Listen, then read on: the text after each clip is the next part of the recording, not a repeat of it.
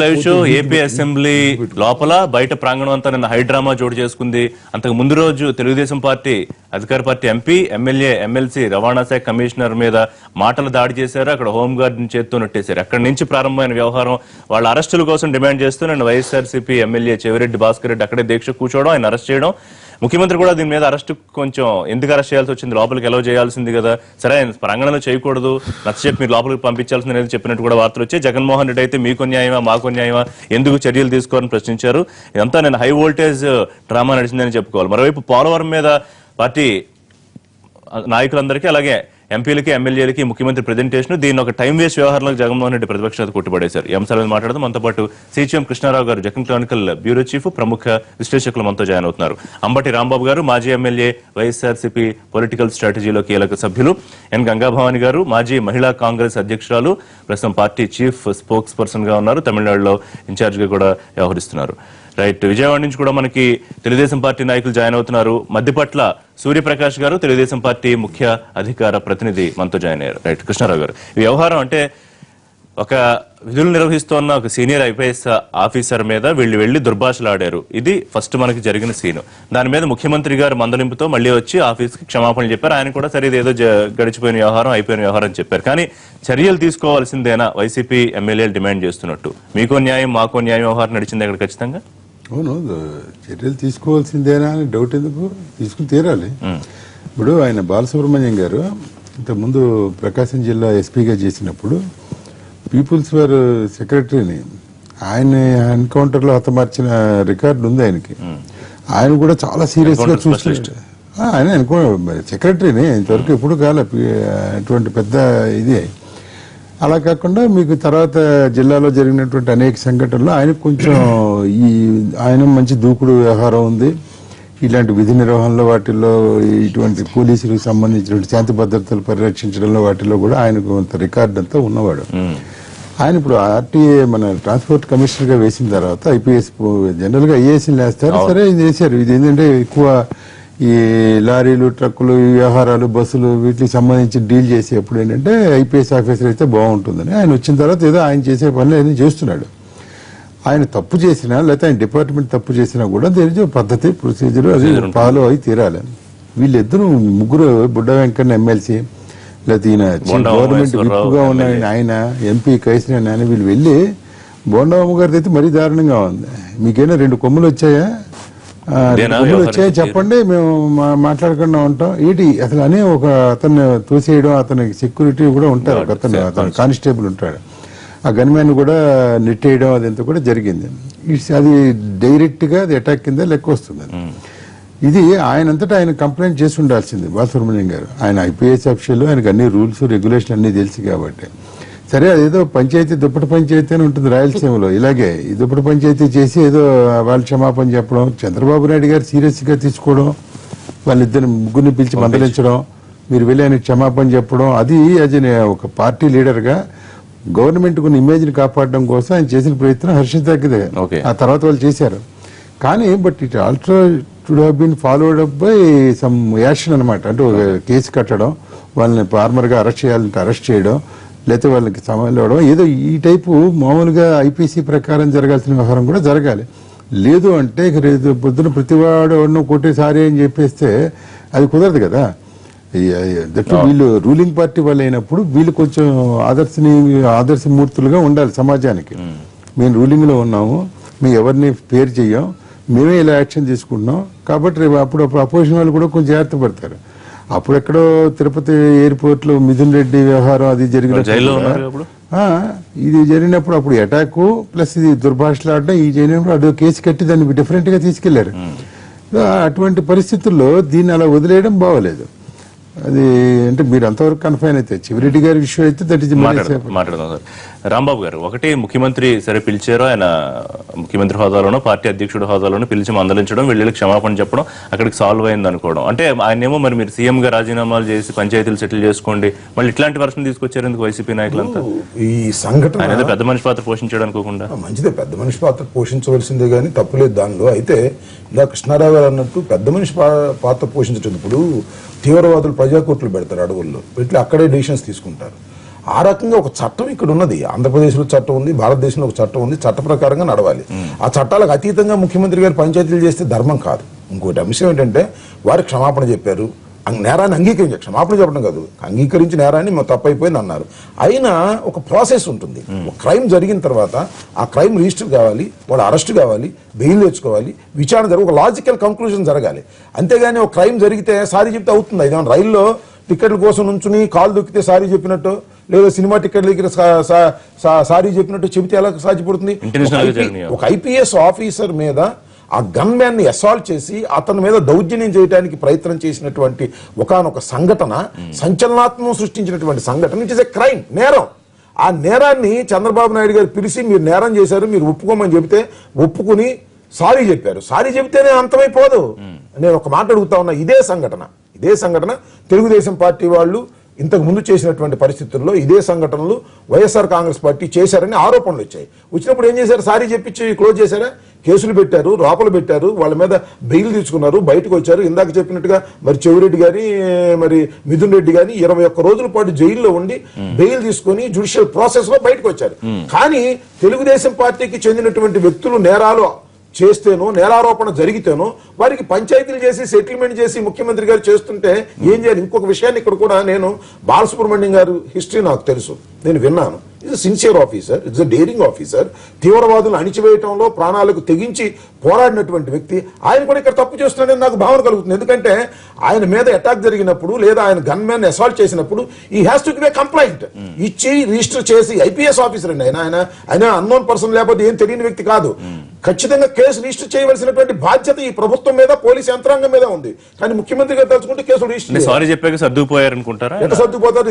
నేను ఇందాక అదే చెప్పాను, రైల్వే స్టేషన్ లో టికెట్ల కోసం నుంచుని కాలు దొక్కితే సారీ చెప్పినంత ఈజీగా ఒక క్రైమ్ ని ఇవాళ ఆంధ్ర రాష్ట్రంలో ముఖ్యమంత్రి గారు పక్కకు తీసేస్తున్నారంటే ఒక లాలెస్ గవర్నమెంట్, ఒక ఆధునిక రాజ్యం జరుగుతా ఉన్నది అనేటువంటి భావన కలుగుతా ఉన్నది. సూర్యప్రకాష్ గారు, వైసీపీ నాయకులు చేస్తే ఒక న్యాయం, అధికార పక్ష నాయకులు చేస్తే ఒక న్యాయం. Good morning. లేదు సార్, అటువంటి సమస్యలు. ఇందాక పెద్ద కృష్ణారావు గారు ఒక విషయం చెప్పారు సార్.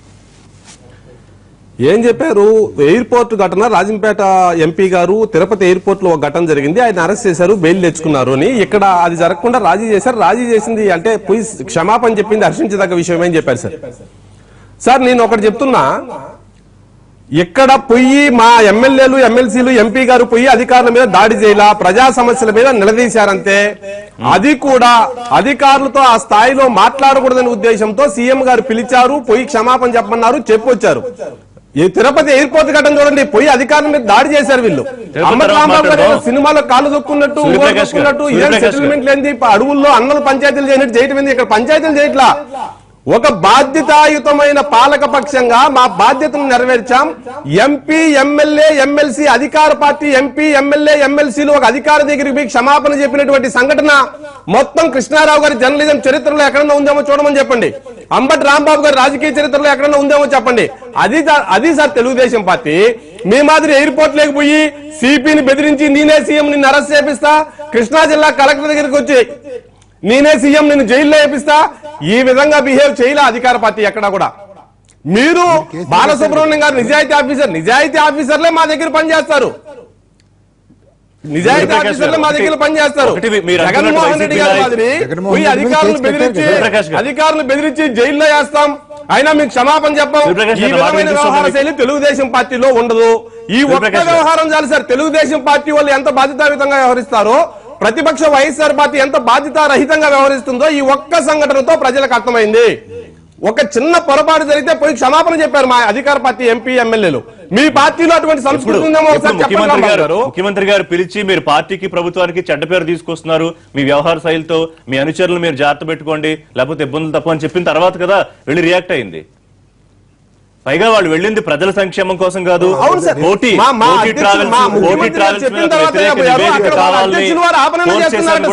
వాళ్ళ అధ్యక్షుడే బెదిరించే ప్రయత్నం చేస్తుంటే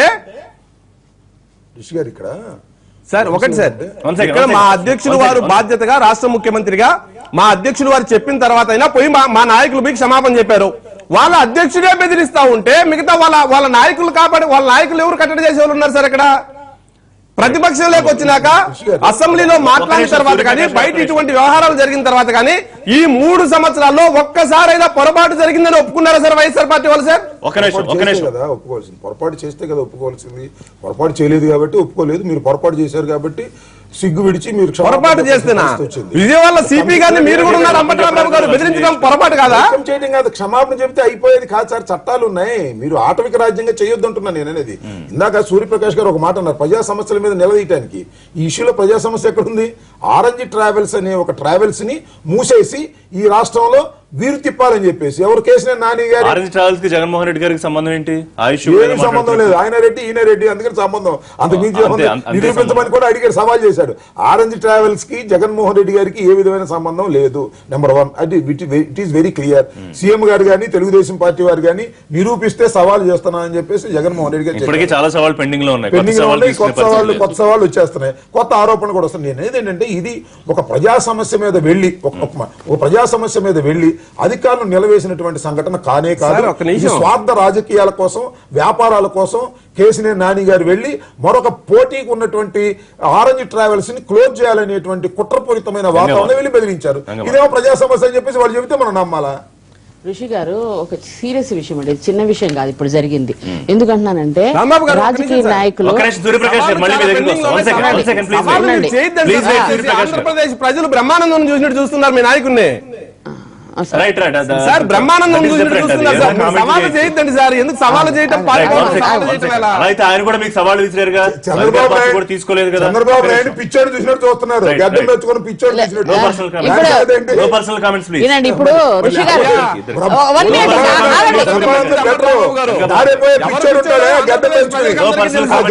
తిరిగే పిచ్చోడు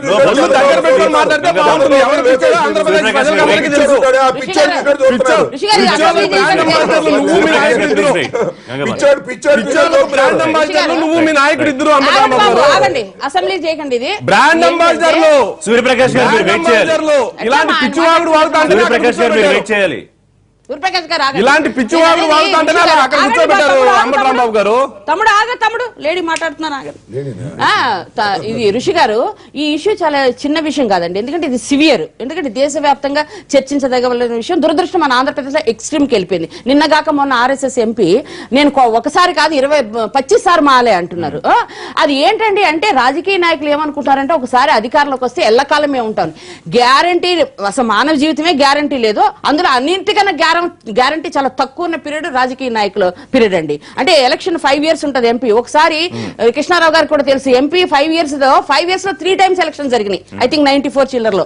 అదొకటి. నేను అనేది ఏంటంటే మెగా నాయకుడు ఎన్టీ రామారావు గారు 83లో 8-9 నెలల్లో పార్టీ పెట్టి అఖండ మెజార్టీ చేసినందుకు 89లో చిత్తరంజన్ దాస్ చేతిలో ఓడిపోయారు. ఆ చిత్తరంజన్ దాస్ అంత జైంట్ కిల్లర్ అయినారు, ఇప్పుడు అడ్రస్ కూడా లేరు. అంటే ఇవన్నీ టెంపరీ అన్నమాట. రాజకీయ నాయకుల పదవి ఎమ్మెల్యే గాని, ఎంపీ గాని, మంత్రి గాని వెరీ టెంపరీ. ఫస్ట్ వాళ్ళు గుర్తు పెట్టుకోవాలి, ఆఫీషియల్స్ కష్టపడి ఐఏఎస్ ఐపీఎస్ పాస్ అవుతారు, వాళ్ళకి గ్యారంటీ పీరియడ్ ఉందండి, అట్లీస్ట్ 30 years ఉంది. So we must respect. వాళ్ళ ఎగ్జిక్యూటివ్ పవర్స్ వాళ్ళకు ఉంటాయండి. సీఎం కూడా ఏదైనా చేయాలంటే he cannot do, chief secretary చేయాలి. కాబట్టి వాళ్ళు ఏంటంటే కేసీఆర్ నాని గారు ఆరెంజ్ ట్రావెల్ వాళ్ళకి క్లీన్ రిపోర్ట్ రాబోవటం అని తెలుసుకొని ఈయన దగ్గరికి వెళ్ళి కృష్ణారావు గారు, రాంబాబు గారు చెప్పినట్టు బాలసుబ్రహ్మణ్యం గారికి ట్రాక్ రికార్డ్ చాలా బాగుందండి. Is a nice gentlemen, sincere, honest ఆఫీసర్కి వెళ్ళిపోయి అంత దురదృష్టకరం కదండి. జనరల్ గా ఐఏఎస్ ఆఫీసర్లకు ఇస్తారు, ఆయనకున్న క్యాలిబర్ కోసం దీంట్లో కూడా ఇట్లా గొడవలు ఉంటాయని ఐపీఎస్ కి ఇచ్చారు. రీసెంట్ లో ప్రతి ట్రావెల్స్ లో ఎన్ని రకాలు జరిగి ఎంతమంది ప్రాణాలు కోల్పోతున్నామండి. ఏం చేస్తారంటే మన దగ్గర బస్ బాడీకి ఇల్లీగల్ గా పెంచడానికి ఉండదు బాడీ. పాండిచ్చేరిలో ఉంటది, మన దగ్గర బ్యాన్ ఉంది. అక్కడి నుంచి చేసేసుకుని కేతినేని నాని గారు ఎక్కువ మంది పట్టడానికి తీసుకుని అవన్నీ ఇల్లీగల్ యాక్టివిటీస్ చాలా చేస్తున్నారు. ఇవన్నీ చేస్తే ఎక్కడైతే బాలసుబ్రహ్మణ్యం గారు ఒక మాట అన్నారు, ఏమన్నారు, నేను నోరిప్పితే చాలా విషయాలు బయటకు వస్తాయని. నేను అంటున్నాను ఆయన నోరిప్పాలి కానీ ఇప్పలేరు. ఎందుకంటే ఆయన సైడ్ నుంచి కూడా నేను ఆలోచిస్తున్నాను. ఒక ఆఫీసర్ అయి ఉండి గవర్నమెంట్ రూలింగ్ పార్టీలో ఉండి ఆ సీఎం కి యాంటీగా పోవటం వాళ్ళకి చాలా ఇబ్బందికరమైన పరిస్థితి. కాబట్టి ఇదేంటంటే ఏదో కాపు పంచాయతీ పెట్టినట్టు పిలిచేసేసి మేము కాంప్రమైజ్ చేసేసాం, వాళ్ళు క్షమాపణ చెప్పారంటే అయిపోతుందా? ఇంకా రూల్ వద్దా, చట్టం వద్దా? ఒక ఐపీఎస్ ఆఫీసర్ కి రక్షణ లేక ఆయన గన్ మ్యాన్ కొట్టి ఆయన ఆఫీషియల్ ఆన్ డ్యూటీలో ఉండి సిన్సియర్ గా డ్యూటీ చేసిన వ్యక్తిని వీళ్ళు డ్యూటీ చేయట్లేదు. ఇంకోటి, గతంలో కూడా ఆయన ఒక మాట అన్నారు, మా దగ్గర సిన్సియర్ ఆఫీసర్లే ఉంటారన్నారు. Yes, I agree. నిజంగా Balasubrahmanyam sincere officer, Vanajakshi sincere officer. ఆ రోజు వనజాక్షి ఏంటండి అన్యాయంగా ఇసుక దోసుకుని వెళ్ళిపోతుంటే ఆపినందుకే కదా ఆమెను ఎంత మన ప్రభాకర్ ఎంత ఇదిగా చేస్తే ఆ రోజు కూడా ఆమె కళ్ళ నీళ్ళు పట్టి ఏడ్చుకుని వెళ్ళి అడిగింది, ఈ రక్షణ లేదా సిన్సియర్ కి మాకు లేదా న్యాయం కావాలని ఆమె అడగలేదా? అంటే ఏంటంటే వీళ్ళు ఎక్కడ పెంచిపోతారని ఆఫీసర్స్ ని సిన్సియర్ తమ్ముడు చెప్పినట్టు సిన్సియర్ ఆఫీసర్ ని మీరు డ్యూటీ చేయనివ్వట్లేదు, సిన్సియర్ గా చేయనివ్వట్లేదు. వాళ్ళు హెరాస్ చేస్తారు మీ ఎమ్మెల్యేలు, మీ ఎమ్మెల్సీలు, మీ ఎంపీలు. ఫస్ట్ వాళ్ళని సెటరేట్ చేయండి. ఆయన గత్యంతరం లేక కాంప్రమైజ్ అయ్యారు. నోరు తెరిస్తే ఒక్క నిమిషం, నేను నోరు తెరిస్తే చాలా విషయాలు మాట్లాడాల్సి వస్తుందని చెప్పడంలో నిగూఢార్థం చాలా ఉందనుకోవాలా? ఒకటేంటంటే ఆయన నా జర్నలిజం చరిత్రలో ఇలాంటి జరిగిందని అడిగాడు ఆయన తెలుగుదేశం వచ్చి సారీ చెప్పారా? బట్ ఒకటి నా జర్నలిజం చరిత్ర ఇది కూడా జరగల. 3 చట్టసభలో చెందిన వ్యక్తులు అనుచరులు లేచుకుని ఓ పద్ధతి లేదా ఒక ఆఫీసర్ని కలవాలంటే అపాయింట్మెంట్ తీసుకుని ఆఫీసర్ని కలుగుతారా లేకపోతే రోడ్డు మీద పంచాయతీ చెప్పినట్టు వెళ్ళినప్పుడు లోపల కూర్చొని మాట్లాడొచ్చుగా. రోడ్డు బయట జరిగింది, ఆ కార్యాలయం బయట జరిగింది, ఆర్టీఏ ఆఫీస్ బయట. అది అట్రాషియస్ బిహేవియర్. అది మీరు వాళ్ళకి దే హ్యావ్ నో బిజినెస్. ఎందుకంటే అది వాళ్ళు సారీ చెప్పడం ద్వారా వాళ్ళ తప్పును వాళ్ళు ఒప్పుకున్నట్టు అయింది. బట్ ఇక్కడ అన్నది ఏంటంటే ఈ లా షుడ్ హ్యావ్ ఫాలోడ్ అని. మీరు ప్రాపర్ ప్రొసీజర్ అయితే అవ్వాలి. అదో నేరం వాళ్ళకి వాళ్ళు పాల్పడినప్పుడు సారీలతో ఎలా అవుతుంది? ఇది దట్ వాట్ ఐ ఆస్క్డ్. అంతే తప్ప ఇది నేను ముందరే చెప్పా, చంద్రబాబు నాయుడు గారు పెద్ద మనిషిగా ఏదో ఆయన చేశాడు, వాళ్ళు వెళ్ళి సారీ చెప్పండి మీరు చేసిన తప్పు పని అని ఖండించాడు. ఎందుకంటే తెలుగుదేశం ప్రభుత్వానికి చంద్రబాబు నాయుడు గారికి ఉన్న ట్రాక్ రికార్డ్ ఏంటంటే అధికారులకు ఆయన ఎక్కువ ఇది ఇస్తారు, ప్రాధాన్యత ఇస్తారు అనేది అందరికీ తెలిసిందే. మీరు చేసిన తప్పు అన్నాడు, అది బాగానే ఉంది. ఎందుకంటే ఇది జరిగింది కూడా రాష్ట్ర రాజధాని నగరంలో, అవును విజయవాడలో కదా జరిగింది ఇదంతా. సో మరి ఇమేజ్ ఏమవుతుంది రేపు పొద్దున ఎక్కడెక్కడో ఏం జరుగుతాయి? మీకు గతంలో ఆయన చెప్పినట్టు అయ్యన్న పాత్రుడు గారు ఒకసారి పోలీస్ స్టేషన్కి వెళ్ళి, ఇప్పుడు 30 ఏళ్ల క్రితం రామారావు గారి టైంలో ఆయన వెళ్ళి పోలీస్ స్టేషన్లోకి వెళ్ళి ఆయన మనుషుల్లో లోపలేశారని చెప్పి వాళ్ళు విడిపించి వెళ్ళిపోయాడు. ఈ సంఘటనలో తెలుగుదేశంవి, కాంగ్రెస్, వైఎస్ఆర్వి చెప్పాలంటే కొన్ని కోకొల్లలు ఉన్నాయి, ఇవన్నీ జరిగినాయి. ఇక్కడ జరగాల్సిందల్లా ఏంటంటే ప్రొసీజర్ ఫాలో అయ్యి ఒక కేసు కట్టడం పద్ధతిగా చేసి ఉండాల్సింది. ఇప్పుడు జగన్మోహన్ రెడ్డి ఆ రోజు అహ్మద్ బాబు దగ్గర నుంచి పేపర్లు లాక్కున్నాడనో, డాక్టర్ల దగ్గర నుంచి పోస్ట్ మార్టం రిపోర్ట్ లాక్కున్నాడనో ఆయన మీద కేసు పెట్టారు కదా. ఆయన దాని మీద నా మీద కేసు పెట్టకూడదు, కొట్టేయాలని చెప్పి క్వాష్ పిటిషన్ హైకోర్టులో వేసాడు. అది ఇంకా విచారణ జరుగుతుంది. సో మీరు ప్రొసీజర్ ఫాలో అయితే మీరు ఒకవైపు ఒకలా చేసి ఇంకోవైపు ఇంకోలా చేసి, ఇప్పుడు ఆ రోజు రోజా గారు ఆ నేషనల్ పార్లమెంటరీ కన్వెన్షన్ దానికి విమెన్ పార్లమెంటరీ కన్వెన్షన్ కి వచ్చింది, వద్దామని ప్రయత్నం చేసింది. ఆవిడ వస్తామనంటే ఆవిడ వచ్చి గొడవ చేస్తుంది అనేది వాళ్ళకి అభిప్రాయం, ఒక ఇంటెలిజెన్స్, ఒక నివేదిక, ఒక ఇది వచ్చింది వాళ్ళకి. ఒక నిఘా బృందం వాళ్ళు ఏదో ఇచ్చారు, ఆవిడ వచ్చి అలర్ట్ చేయడానికి వస్తుందని. అయితే వాళ్ళు లోపలేసేయండి అన్నారు, లోపలేసారు. ఆవిడ అక్కడి నుంచి పట్టుకొచ్చి హైదరాబాద్ పట్టుకొచ్చి వదిలేరు. ఇది ఇంకా ఆవిడ ఇటువంటి నేరానికి పాల్పడకుండా ప్రివెంటివ్ కస్టడీలో చేశారు.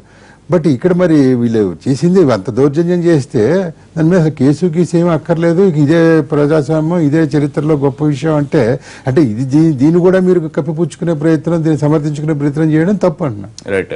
రాంబాబు గారు, నిన్న ముఖ్యమంత్రి మరొక మాట, చెవిరెడ్డి భాస్కర్ రెడ్డి దీక్ష గురించి మీరు అట్లా చేయడం కరెక్ట్ కాదు, పోలీసులు తెలుసుకోవాలని ఒక నిమిషం దూరప్రకాష్ గారు స్ట్రాటజీ నిన్న మీటింగ్ అయిన తర్వాత మాట్లాడారన్నారు. సో నిన్నంతా ఆయన వ్యవహారం అటు సారీ చెప్పించడంలో కానీ నిన్న పోలీసుల వ్యవహారంలో కూడా ముఖ్యమంత్రి అయితే కరెక్ట్ గానే స్పందించారు. ముఖ్యమంత్రి గారు కరెక్ట్ గా స్పందించినట్టుగా రాశారు. అది ఎంతవరకు నిజమో మనకు తెలియదు. ఆయన బహిరంగ వచ్చి చెవిరెడ్డిని అరెస్ట్ చేయడం లేదా చెవిరెడ్డిని తీసుకెళ్లడం తప్పు అని ఎక్కడ చేయండి, మీరు లోపలికి పంపించి ఉండొచ్చు అని అన్నారనేది it is a leak. How far it is true we don't know. అది ఒక పత్రికలో వచ్చినటువంటి లీక్. నేనేమంటే అంటే ముఖ్యమంత్రి గారు ఇక్కడ తప్పు చేస్తున్నారు. ఎలా తప్పు చేస్తున్నారు అనే విషయం ఏంటంటే ముఖ్యమంత్రి గారు ఏంటంటే సారీ చెప్పించారు, బ్రహ్మాండంగా ఉంది, బాగానే ఉంది. దాంతో పాటుగా లాజికల్ గా జరగాల్సినంత జరగాలి. ఏమిటి? కేసు రిజిస్టర్ చేయండి, వాడిని కస్టడీలోకి తీసుకోండి, అరెస్ట్ చేయండి, బెయిల్ తీసుకురండి. ఈ ప్రొసీజర్ జరగాలి. ఈ ప్రొసీజర్ జరగకోకుండా నేను పంచాయతీ చేశాను కాబట్టి మీరు కేసు రిజిస్టర్ చేయడానికి వీల్లేదంటే ఏమిటి నాకు అర్థం కాలేదు. పోలీసు ఒక సంఘటన జరిగినప్పుడు police duty to register a case, complaint కూడా ఇవ్వాల్సినటువంటి గన్మెన్ కంప్లైంట్ కూడా ఇవ్వలేదు. అంటే అటు కంప్లైంట్ని, ఇటు కంప్లైంట్ని, ఇటు ఎక్యూజ్ని ఇద్దరిని మేనేజ్ చేసి చట్టానికి దొరక్కోకుండా చంద్రబాబు నాయుడు గారు పక్కన ఎడుతున్నారు. అంటే చట్టాన్ని అగౌరవపరుస్తున్నారు. ఒక రాష్ట్ర ముఖ్యమంత్రి చట్టాన్ని అగౌరవపరిచి పరిస్థితి చేస్తున్నారు. పైగా ఇంకొక అంశం ఏంటంటే ఈ కేసులో ఖచ్చితంగా వాళ్ళ శిక్షలు పడతాయి. ఎందుకంటే మేము నేరం చేసిన మాట నిజమే ఒప్పుకున్నారు, సాక్ష్యం చెప్పారు, ఇది సారీ చెప్పారంటే వీ కమిటెడ్ రాంగ్ అని, అంటే మేము నేరాన్ని చేసామని. కాబట్టి ఇక్కడ ముఖ్యమంత్రి గారు పచ్చి తప్పు చేస్తున్నారు. ఈ తప్పు నుంచి ఆయన కాపాడటం చాలా కష్టం. ఎందుకంటే ఇది ఇంతటితో ఆగేటటువంటి అంశం కాదు. లాజికల్ ప్రొసీజర్ జరగకోకుండా ఈ కేసుని చంద్రబాబు నాయుడు గారు గొంతు నొక్కేస్తే చంద్రబాబు నాయుడు గారు కూడా తప్పు చేసిన వాడు అవుతాడు. కేసులు పెట్టే వరకు వైసీపీ క్వశ్చన్ కాదు sir, it is logical end. ఆయన కాబట్టి మరొకరు కాబట్టి తప్పనిసరిగా వారి మీద కేసు రిజిస్టర్ కావాలి, డ్యూటీలో ఉన్నటువంటి ఉద్యోగిని అటకాయించారు, డ్యూటీ విధులకు అడ్డం వచ్చారనేటువంటి కేసు, రాంగ్ఫుల్ రిస్టైన్మెంట్ మీద కేసు రిజిస్టర్ చేయవలసినటువంటి బాధ్యత ఈ ప్రభుత్వానికి ఉంటుంది. ఇటు నాయకుల మీద కేసుల వ్యవహారంలో కానివ్వండి, చెవిరెడ్డి వ్యవహారంలో కానీ పోలీసులు సరిగ్గా పనిచేయలేదని సాక్షాత్తు ముఖ్యమంత్రి ఒప్పుకున్న వ్యవహారం ఒప్పుకుంటారా? దీన్ని ఈజీగా తీసుకునే పరిస్థితి లేదు. సార్ ఒక్క నిమిషం, నిన్న పోలీస్ అధికారులు సభలో ఎలా వ్యవహరించాలన్న దీని మీద ఏదన్నా పొరపాటు జరిగితే తెలుగుదేశం ప్రభుత్వానికి భేషజాలు లేవు సార్. పొరపాటును ఒప్పుకుంటే ధైర్యం మా దగ్గర ఉంది. మేము అడ్డగోలుగా వాదించే క్యారెక్టర్ తెలుగుదేశం పార్టీ నాయకుల దగ్గర లేదు. దయచేసి అంబటరాంబాబు గారు అది గుర్తుపెట్టుకోవాలా. కేసులు పెట్టాలి లాజికల్ కంక్లూజన్ కావాలని అంబటరాంబాబు గారు అంటున్నారు. ఏం పోయి వీళ్ళు అక్కడ పోయి అధికారులు కొట్టలేదు సార్. ప్రజా సమస్యల మీద మాట్లాడారు.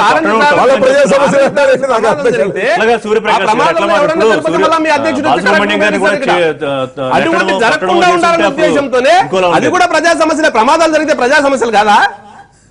ప్రజలకు సంబంధించింది కాదా? అలాంటివి జరగకుండా ఉండాలనే ఉద్దేశంతోనే మా ఎంపీ గాని, ఎమ్మెల్యేలు గాని, ఎమ్మెల్సీ గారు గాని వెళ్ళి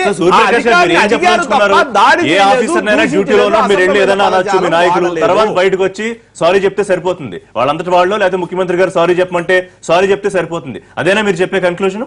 సార్ ఒకటి సార్, ఇక్కడ గొప్పగా చెప్తున్నారు కదా, మా వాళ్ళు సారీ చెప్పారు, అధికారుల మీద దాడి జరగలేదు, వాడలేదు, ప్రజా సమస్యల మీద మాట్లాడారు. రోజా గారు నిన్న అక్కడ చెవిరెడ్డి గారి పక్కన రోజా గారు కూర్చున్నారు సార్. నగిరిలో మున్సిపల్ కమిషనర్ తలబగలు కొట్టేశారు సార్ రోజా గారి సమక్షంలో. రోజా గారు మేమేమి ఎస్సీ ఎస్టీలం కాదు, మా దగ్గరికి రాండి అని సిఈ గారిని కించపరిచిన పరిస్థితి సార్. ఇటువంటి పదజాలం, ఇటువంటి సంఘటనలు తెలుగుదేశం పార్టీ వాళ్ళు చేయాలి. నీతులు దయచేసి వైఎస్ఆర్ కాంగ్రెస్ పార్టీ వాళ్ళు నీతులు తెలుగుదేశం పార్టీకి చెప్తే ఎట్లా సార్? రైట్, రాజకీయ నాయకులు ఒక సమస్య దగ్గర అధికారుల దగ్గరికి వెళ్ళినప్పుడు అడగటంలో తప్పు లేదండి. ఉదాహరణకి నేను మహిళా ప్రెసిడెంట్ ఉండగా ఒక భర్త మేనగోడలో కూడా 10 ఏళ్ళు కాపురం చేసాక 38 కత్తిపోట్లు పొడిచి చంపేశాడు.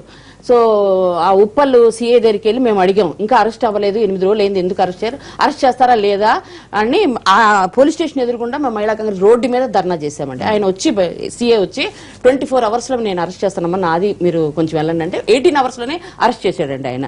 అనేది ఆ విధంగా మనం అడగొచ్చు, చేయొచ్చు. అంతేగాని ఇలాగా రాజకీయ నాయకులు వెళ్ళాలి, ఆఫీసర్స్ ఏమైనా చేయకపోతే వాళ్ళు నెగ్లెక్ట్ చేసినా మనం అడిగే హక్కు ఉంటది. అంతేగాని మనం చట్టంలో తీసుకుని ఆయన 25 చెప్పు దెబ్బలు 25 మారే అన్నట్టు ఈయనేమో చంద్రబాబు నాయుడు గారు ఇలాగ వనజాక్షిని కొట్టేసినా పిలిచేసి, ఈయన కొట్టిన పిలిచేసి కాప్ పంచాయతీలు అంటారు. ఇప్పుడు మన డెమోక్రటిక్ లో ప్రజాస్వామ్య దేశంలో కాప్ పంచాయతీలు మనం అందరం వ్యతిరేకిస్తున్నాం కదండి. ఇది కూడా ఇంచుమించుగా ఐఏఎస్ ఆఫీసర్ల మీద చేయి చేసుకున్నా కూడా మాట్లాడినా వాళ్ళు దురుసుగా ప్రవర్తించినా కూడా ఇట్లా సెటిల్మెంట్ చేసేసి వనజాక్షిని సెటిల్మెంట్ చేసేస్తే వాళ్ళకి ముందు వాళ్ళ ఎమ్మెల్యేలకి ఎమ్మెల్సీలకి చంద్రబాబు నాయుడు గారు చెప్పాలి, ఇది టెంపరరీ రా బాబు, చాలా టెంపరరీ, ఎల్లకాలం men may come, men may go, but their values remain forever. Manmohan Singh లాగా.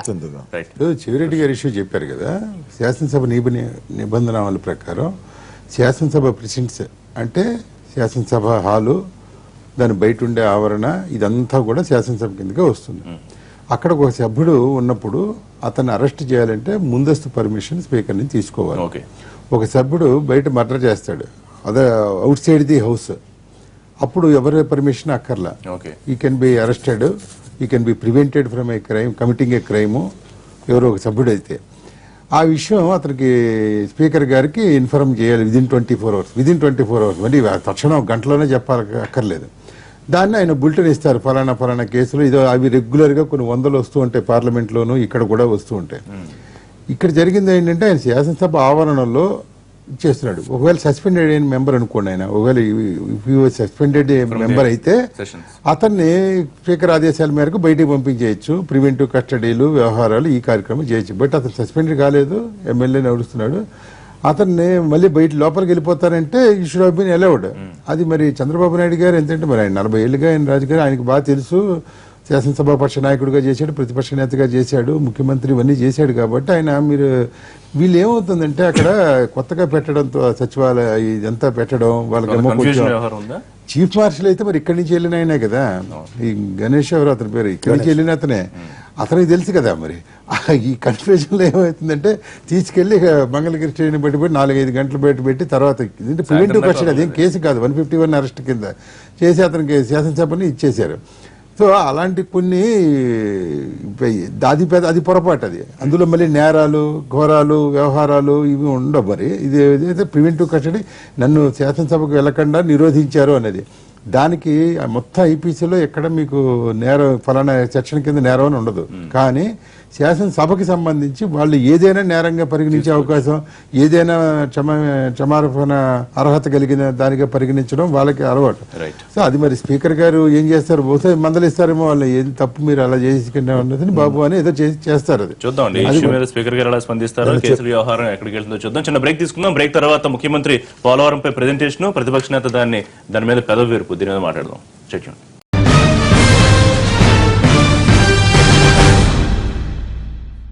ఒకసారి రాంబాబు గారు ఒపీనియన్ తీసుకున్నాక మీ అనాలిసిస్కి వస్తా. రాంబాబు గారు, పోలవరం గురించి ముఖ్యమంత్రి గారు దాన్ని ఎంత ప్రెషియస్ గా తీసుకుంటున్నారో, దానికోసం ఒక వారం కేటాయించుకోవడం ఇవన్నీ మనకు తెలుసు. నిన్న ఆయన ప్రెజెంటేషన్ ఇచ్చారు వీళ్ళకి అందరికీ అవగాహన, అధ్యయనం కోసం.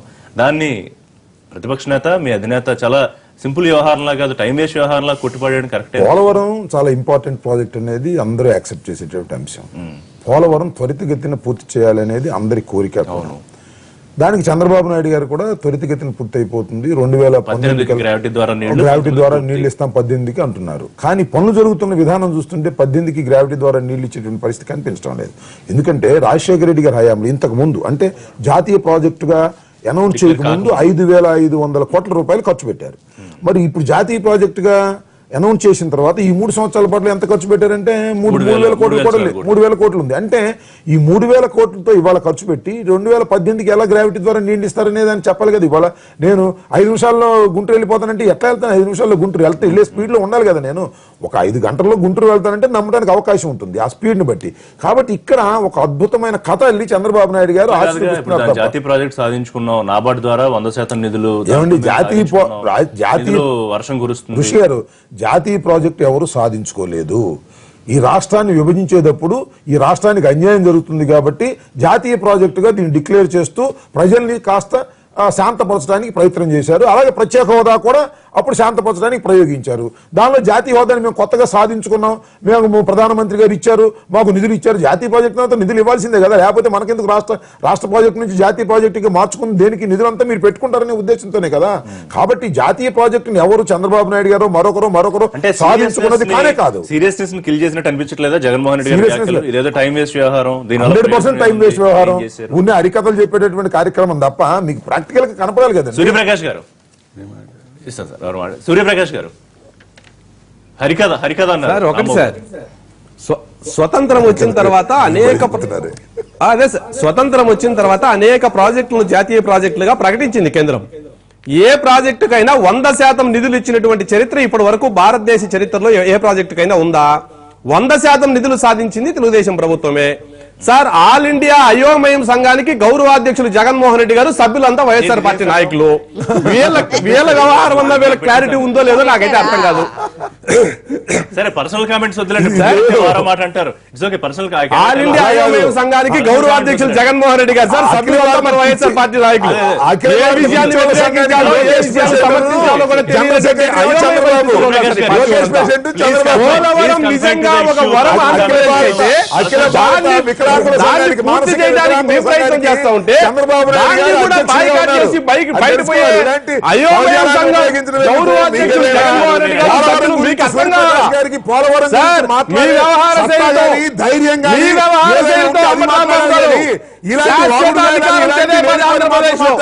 మిమ్మల్ని చూసి మీ భాష, మీ వేషాలు చూసి దానికి దీనికి సంబంధం ఏంటి? సూర్యప్రకాష్ గారికి వాదించే శక్తి లేక పోలవరం గురించి మాట్లాడేదానికి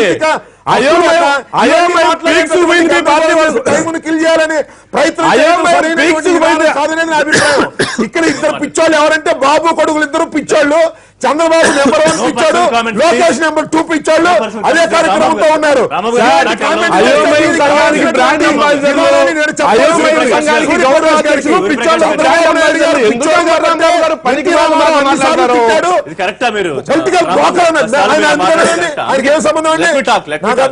ప్రకాష్ గారు, నేను ఇష్యూ గురించి అడిగాను, మీరు ఇష్యూ గురించి మాట్లాడగలిగితే మాట్లాడండి. అయోమయాలు పిచ్చోళ్ళు ఈ భాష దయచేసి మన వేదిక దగ్గర వద్దు. 3 ఏళ్లలో నేను ఇష్యూ గురించి మాట్లాడుతున్నా. సార్ ఒకటే ఇష్యూ గురించే మాట్లాడుతున్నా, నేను ఇష్యూ గురించే మాట్లాడుతున్నా, పిచ్చి పట్టి మాట్లాడట్లా. అంబటి రాంబాబు గారు పిచ్చి పట్టి మాట్లాడితే నేనేం చేయలేను, కానీ ఇష్యూ గురించే మాట్లాడుతున్నా. పోలవరం 2018 అవునా కాదా అంటున్నా. 2018 పోలవరం పూర్తి చేయడం మీ అవసరం అవునా కాదా? ప్రతి సోమవారం పోలవరం మీద రివ్యూ చేసి పోలవరాన్ని 2018 గ్రావిటీ 2019 పూర్తి చేయాలని లక్ష్యంగా మేము పెట్టుకుంటే వన్ సెకండ్ ఒకటేంటంటేనండి, పోలవరం అనేది అత్యంత ప్రాముఖ్యత కలిగిన ప్రాజెక్టు. రాజశేఖర రెడ్డి గారు అంతకు ముందు దాదాపు 1940లో ఇది కన్సీవ్ చేస్తే, మీరు రాజశేఖర రెడ్డి గారు 81లో అంజయ్ గారు శంకుస్థాపన చేశారు. రాజశేఖర రెడ్డి గారు వచ్చేదాకా అసలు ఏమీ జరగలేదు, అందరికీ తెలిసిందే అది. రాజశేఖర రెడ్డి వచ్చిన తర్వాత మొదలు పెట్టాడు. ఎక్సెప్ట్ ది స్పిల్వే డ్యాము ఇలాంటి సంబంధించిన మినహా ముందు కాలువల్లో అయితే తవ్వారు, అటువైపు ఎడమవైపు కానీ కుడివైపు కానీ, అది అందరికీ తెలిసిందే. ఆయన 5,000 ఖర్చు పెట్టాడు, ఓకే. తర్వాత ఏమైంది, మళ్ళీ ఆయన తర్వాత రాజశేఖర రెడ్డి గారు మరణించిన తర్వాత మళ్ళీ కాంగ్రెస్ ప్రభుత్వం రోసయ్య గారు కానీ కిరణ్ కుమార్ రెడ్డి గారు కానీ వచ్చినప్పుడు, కిరణ్ కుమార్ రెడ్డి గారి టైంలో ఇప్పుడు తెలుగుదేశం పార్టీలో ఉన్నటువంటి నర్సరావుపేట ఎంపీ రాయపాటి సాంబశివరావు గారికి ఆ కాంట్రాక్ట్ వచ్చింది, పోలవరం డ్యామ్కి సంబంధించిన స్పిల్వేకి సంబంధించిన వ్యవహారం. అది ఏం పెద్ద జరగల. తర్వాత రాష్ట్ర విభజన అయింది, తెలుగుదేశం ప్రభుత్వం వచ్చింది. ఇక్కడ మనం కొన్ని చూడాల్సింది ఏంటంటే, మీరు ఇవాళ తీసుకొచ్చి చంద్రబాబు నాయుడు గారి చేతిలోనో జగన్మోహన్ రెడ్డి చేతిలో 1,00,000 కోట్ల రూపాయలు చెక్ రాసి, నేను లేకపోతే ఇన్ క్యాష్ తీసుకొచ్చి మీరు ఆయన చేతిలో పెట్టి కట్టు అంటే ఇట్ ఇస్ ఇంపాసిబుల్. దాని ప్రాజెక్టుకు పద్ధతి పాడుగా ఉంటుంది అది. అందులో మీరు 50 లక్షల క్యూసెక్కులు డిశ్చార్జ్ కలిగినటువంటి డ్యాము ఇండియాలో ఎక్కడ లేదు. అది 50 lakh క్యూసెక్స్. ఫరక్కా బ్యారేజ్కి ఉంది 35, ధవళేశ్వరం బ్యారేజ్కి ఉంది 35 లక్షల క్యూసెక్కులు మ్యాక్సిమం. ఇది మ్యాక్సిమం ఫ్లడ్ డిశ్చార్జ్ 50 లక్షలు పెట్టారు, 1.5 times పెట్టాలి. కాబట్టి అంతది పెట్టేప్పుడు ఆ స్పిల్వే కానీ స్పిల్ ఛానల్స్ కానీ దీనికి చాలా ఇంజనీరింగ్ మార్వెల్ కూడా ఇది. మిగతా వాటిలన్నింటి ఫౌండేషను రాక్ ఫౌండేషన్స్, ఇదేమో ఇసుకలో వేయాలి. 200 మీటర్లు అంటే 600 అడుగుల పైన ఇసుకలోకి వెళ్ళి మీరు ఫౌండేషన్ కట్టుకుంటూ రావాలి. మీరు దీనికి ఊరికే తొందర పెట్టేసి చేసే అంటే ఇదే వ్యవహారం కాదు. ఒకటి ఏంటంటే అది లక్ష్యాలు పెట్టుకున్నారు, ఓకే, తప్పేమీ లేదు. ఏమన్నా మీరు రాగానే 2018లో ఇది కడతాం, 19లో అది కడతాం అని లక్ష్యాలు పెట్టుకోవడం. 2018లో అయ్యేది ఏమిటనేది మళ్ళీ చీఫ్ ఇంజనీర్ రమేష్ బాబు గారు చెప్పారు అదే మీటింగ్ లో. చంద్రబాబు నాయుడు గారు చెప్తున్న దాంట్లోనే ఏమనంటే, కాఫర్ డ్యామ్ అవుతుంది, కాఫర్ డ్యామ్ కట్టడం మూలంగా కొంచెం నీళ్లు నిల్వ ఉంటాయి కాబట్టి దాంతో గ్రావిటీ ఫ్లో వస్తుంది అనేది చెప్పారు. అది చంద్రబాబు నాయుడు గారు వచ్చిన తర్వాత ఏమైందంటే, ఇంతవరకు డిజైన్లు అప్రూవల్ కావాలి, స్పిల్వే డిజైన్లు అవన్నీ చేసుకోవాలి. అవన్నీ ఊరికే చంద్రబాబు నాయుడు గారు అప్రూవ్ చేసేది కాదు, సెంట్రల్ గవర్నమెంట్ చేసేది. సో దీనికి ప్రాసెస్ అంతా చేసింది. ఇప్పుడు ఆయన ఎఫర్ట్ని ఎవరు తప్పట్టడానికి లేదు. ఆయన ప్రతి వారం పోలవరం అని పెట్టుకుని ప్రతి సోమవారం ప్రజెంటేషన్ ఎందుకు ఇవ్వకూడదు అంటున్నా.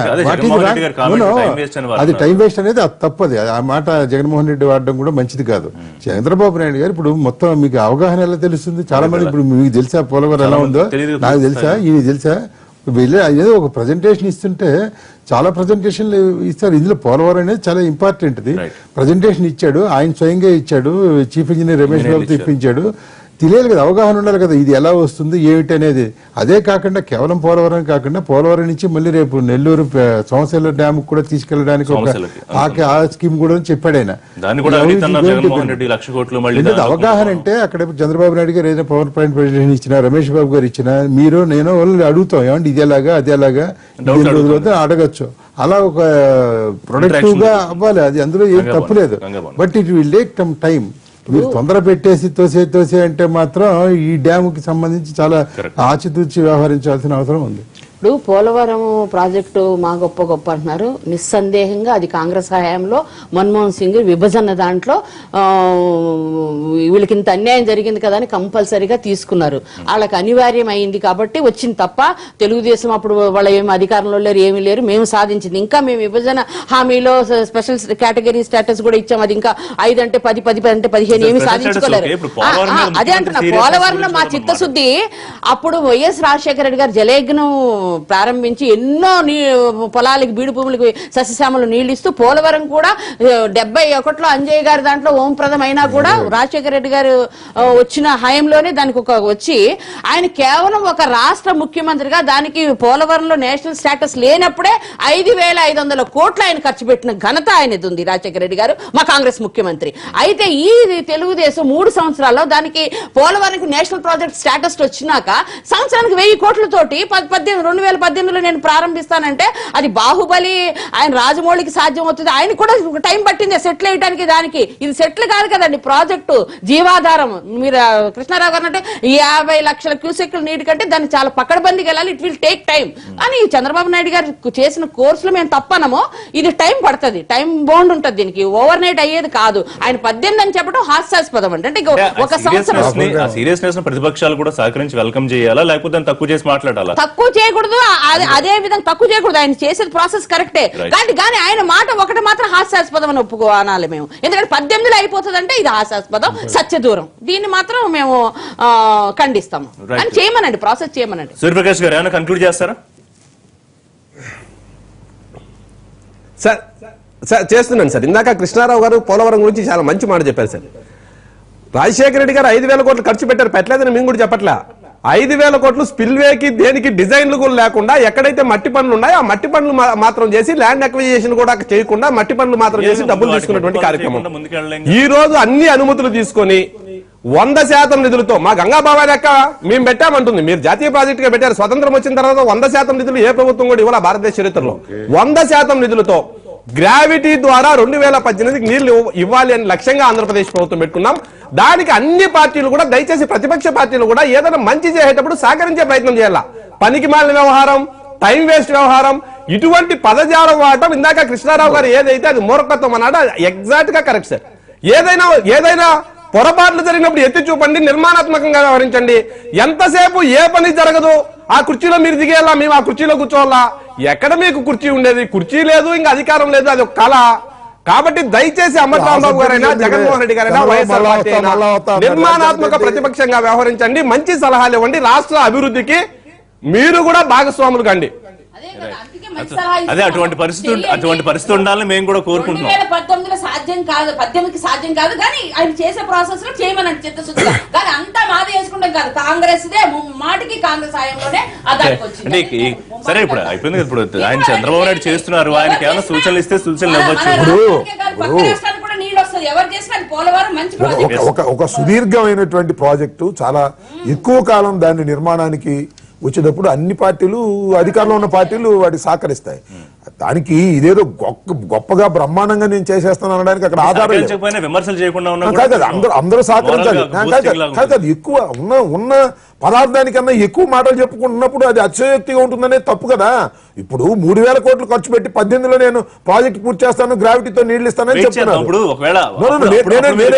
లాజిక్ లేదనేది చెప్పడం మా ఉద్దేశం. 18కి గ్రావిటీ ద్వారా నీళ్లు ఇవ్వలేనప్పుడు మీరు విమర్శ చేయొచ్చు. అప్పుడు దాకా అసలు ఎందుకు? ఇప్పుడు నేను అనేది మీకు అర్థం కాదండి. నేను 5 నిమిషాల్లో గుంటూరు వెళ్తానంటే సాధ్యపడే అంశం కాదు కదా. నువ్వు ఏ స్పీడ్ వెళ్తున్నావు అనేది చెప్పాలి కదా. నేనేది అంటే 3,000 కోట్ల రూపాయలు ఇప్పుడు ఖర్చు పెట్టి నువ్వు ఆశావాది చంద్రబాబు నాయుడు ఆశావాది. ఇప్పుడు అబ్దుల్ కలాం గారు చెప్పినట్టు అన్ని కళలు కానీ వాటిని టార్గెట్ చేసుకోమంటే అట్ట కళలాగా ఉంటాం కాదు కదా. ఒక బాధ్యత కలిగినటువంటి ముఖ్యమంత్రి చెప్పేటటువంటి విషయంలో వాస్తవానికి దగ్గరగా ఉండాలి, సత్యానికి దూరంగా ఉండకూడదు కదా. ఒకటి సార్, ఒక నిమిషం. అది మన ఒక్కడిది కాదు, రాబోయే తరాలకి సస్యశ్యామలం చేయడానికి వి వెల్కమ్ ఇట్. ఒకటి సార్, ఒక నిమిషం. అంబటి రాంబాబు గారు, మేము 2018లో గ్రావిటీ ద్వారా నీళ్లు 2019లో ప్రాజెక్టు పూర్తి చేయాలని లక్ష్యంగా తెలుగుదేశం పార్టీ పెట్టుకుంది. ఎలక్షన్స్ ఎప్పుడున్నాయండి? 2019లోనే కదా. మేము ఏం చేశామో పోలవరం ప్రాజెక్టు పై మా చిత్తశుద్ధి ఉంది, ఏం చేశామో ప్రజలకు చెప్తాం ఎలక్షన్ లో. ఈ స్థాయిలో వారానికి ఒక రోజు పోలవరం మీద రివ్యూ మీరు రాజశేఖర రెడ్డి చేశారండి? రాజశేఖర రెడ్డి మీరు బాగా మీరు బ్రహ్మాండంగా చేసినట్టు రాజశేఖర రెడ్డి కేంద్రంలో ఎవరు చేశారు పోలవరానికి? కమిషన్ల కోసం మాత్రం పనిచేశారు రాజశేఖర రెడ్డి గారు కమిషన్ల కోసం మాత్రం పనిచేస్తే ప్రాజెక్టు పూర్తి చేయడానికి మేము పనిచేస్తున్నాం. ఒకటి కదా రాజశేఖర్ రెడ్డి గారా? పులిచెందలు ఏం చేశారు? ఏంటి? రాజశేఖర్ రెడ్డి డబ్బులు పుణ్యవాళ్ళు తీసుకుపోయి ఇంట్లో మొదలెట్టారు పెట్టారు. మీరు. సాక్షి ఆఫీసు, ఆ బెంగళూరు ప్రశ్నలు ఎత్తే ఇంట్లో సమయానికి పెట్టారు. మీరు ఉంటారు. మీరేం కంప్లీట్ చేశారు? స్పిల్వే డిజైన్ ఫైనల్ చేయగలిగారా మీరు? స్పిల్వే డిజైన్ మీరు ఫైనల్ చేయగలిగారా? ఈవెన్ పులిచెంత ఇంతవరకు కూడా అన్ని అనుమతులు మీకు తెలంగాణకి తీసుకురాగలిగారా? ఆధార్ ప్యాకేజ్ కింద ఈ డబ్బులు ఇవ్వకుండా కేంద్ర కూర్చున్నారు ప్రభుత్వం అనుమతులు లేకుండా Right. Spillway Okay, design okay, final Shivprakash చేయకుండా కాలువలు మాత్రం నువ్వు ఎట్లా ప్రాజెక్ట్ కంప్లీట్ చేద్దాం అనుకున్నారు? రైట్, థ్యాంక్ యూ గంగాభవన్ గారు, థ్యాంక్ యూ రాంబాబు గారు, థ్యాంక్ యూ కృష్ణారావు గారు, థ్యాంక్ యూ సూర్యప్రకాష్ గారు లైవ్ లో జాయిన్ అయినందుకు. విజయవాడ ఎన్టీ స్టూడియో నుంచి ఇది వాళ్ళ లైవ్ షో. రేపటి